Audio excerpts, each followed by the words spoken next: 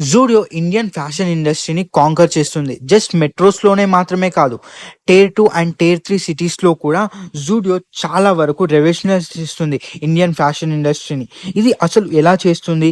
Zudio winnowing strategies ఏంటో ఈ వీడియోలో తెలుసుకుందాం. ఫస్ట్, మనం ఎక్కువ శాతం ఫ్యాషన్ అనుడుతోటే మెట్రో సిటీస్‌ని మాత్రమే అనుకుంటాం. కానీ జూడియో మాత్రం టైర్ 2 అండ్ టైర్ 3 సిటీస్‌లో కూడా చాలా వరకు కాన్సంట్రేట్ చేసింది. ఎందుకంటే ఇక్కడ కూడా చాలా వరకు ఫ్యాషన్‌ని ఇష్టపడే వాళ్ళు ఉంటారు. అలాగే ఇక్కడ చాలా తక్కువ బ్రాండ్స్ ఉంటాయి కూడా ఆ ఆడియన్స్‌ని కేటర్ చేయడానికి. ఇక్కడే జూడియో వాళ్ళ స్ట్రాటజీస్‌ని యూజ్ చేసింది. ఏంటి అంటే యంగ్ పీపుల్ చాలా వరకు టైర్ 2, 3 సిటీస్‌కి లేటెస్ట్ ట్రెండ్స్ కావాలి. కాకపోతే వాళ్ళ దగ్గర బిగ్ బ్రాండ్స్ అక్కడ చాలా తక్కువగా స్టోర్స్‌ని ఓపెన్ చేస్తాయి. అలాగే లోకల్ స్టోర్స్ దగ్గర ట్రెండీ స్టైల్స్ ఉండవు. ఎలాగైతే ఫ్యాషనిస్టాస్‌కి కావాలో, ఫ్యాషనబుల్ పీపుల్‌కి కావాలో, అలాగే బడ్జెట్ కూడా ఒక పెద్ద ప్రాబ్లమ్. ఇక్కడే జూడియో ఒక ఫస్ట్ ఫార్ములా వర్క్ అవుతుంది. ఏంటి అంటే ట్రెండీ ప్లస్ అఫోర్డబుల్. జూడియోలో మనం ఏది కొన్నా సరే 1000 రూపీస్‌కి బిలో ఎనీ ఐటమ్, అది షూస్ కావచ్చు, స్ప్రే కావచ్చు, లేదంటే షర్ట్స్, ప్యాంట్స్, ఎనీథింగ్, ట్రౌజర్స్ కావచ్చు, ఉమెన్ ఫ్యాషనబుల్ వేర్ కావచ్చు, 1000 రూపీస్ లోపు మాత్రమే ఉంటాయి. కాబట్టి ఈ అఫోర్డబిలిటీ చాలా వరకు ఇండియన్స్‌కి నచ్చుతుంది. అలాగే డైరెక్ట్ టు కన్జ్యూమర్ అయితే ఫ్యాక్టరీ నుంచి డైరెక్ట్‌గా స్టోర్స్‌కి వస్తుంది కాబట్టి మిడిల్ మ్యాన్ ఉండరు. అలాగే వీళ్ళు చాలా వరకు ఎఫిషియెంట్‌గా మ్యానుఫ్యాక్చర్‌ని ఉంచుతారు కాబట్టి ఆపరేషనల్ కాస్ట్‌లు కూడా చాలా తక్కువ. అలాగే వీళ్ళు కాన్స్టెంట్‌గా ఎప్పటికీ కొత్త మోడల్స్‌ని తీసుకొస్తూనే ఉంటారు. కాబట్టి కొత్తగా మళ్ళీ కస్టమర్స్ వచ్చినప్పటికీ కొత్త మోడల్స్ వస్తాయి కాబట్టి వాళ్ళకు ఫ్యాషన్ టర్నోవర్, అలాగే మళ్ళీ ఆ స్టోర్‌ని విజిట్ చేయాలని కుతూహలం ఎక్కువగా ఉంటుంది.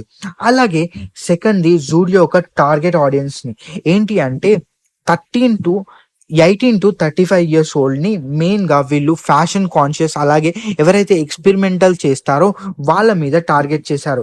Young middle class consumers tier 1, tier 2 and tier 3 సిటీస్‌లో ఎక్కడైతే ఫ్యాషన్ ట్రెండ్స్ ఆప్షన్స్ లిమిటెడ్‌గా ఉంటాయో, అలాగే బడ్జెట్ కూడా చాలా మందికి మెట్రో సిటీస్‌లో కూడా లిమిటెడ్‌గా ఉంటుందో వాళ్ళ మీద.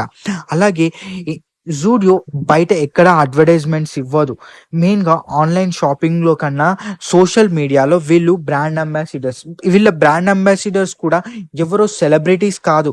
ఎవరైతే జూడియోలో కొంటారో వాళ్ళే వాళ్ళ పోస్ట్‌ని ట్యాగ్ చేసి పెడితే వాళ్ళని జూడియో అక్కడ రిప్రజెంట్ చేస్తుంది. అంటే కామన్ పీపుల్ వీళ్ళే బిగ్గెస్ట్ బ్రాండ్ అంబాసిడర్స్. మనం రిలేట్ కూడా అవుతాం వీళ్ళతో. ఇక్కడ జూడియో యొక్క యూనిక్ సెల్లింగ్ పాయింట్ ఏంటి అంటే ఫ్యాషన్‌ని అందరికీ అఫోర్డబుల్ అండ్ క్వాలిటీ అండ్ ట్రెండింగ్‌తో ఇవ్వాలి అని. వీళ్ళు హై ఎండ్ డిజైనర్స్‌ని అసలు రిక్రూట్ చేసుకోరు. ఏదైతే ట్రెండింగ్‌లో ఉందో వాటిని మ్యానుఫ్యాక్చర్ చేసి సెల్ చేస్తారు. ఇక్కడ వాళ్ళ దగ్గర యూనిక్ సెల్లింగ్ పాయింట్‌తో ఇక్కడ ఖర్చులు చాలా తక్కువగా వస్తాయి.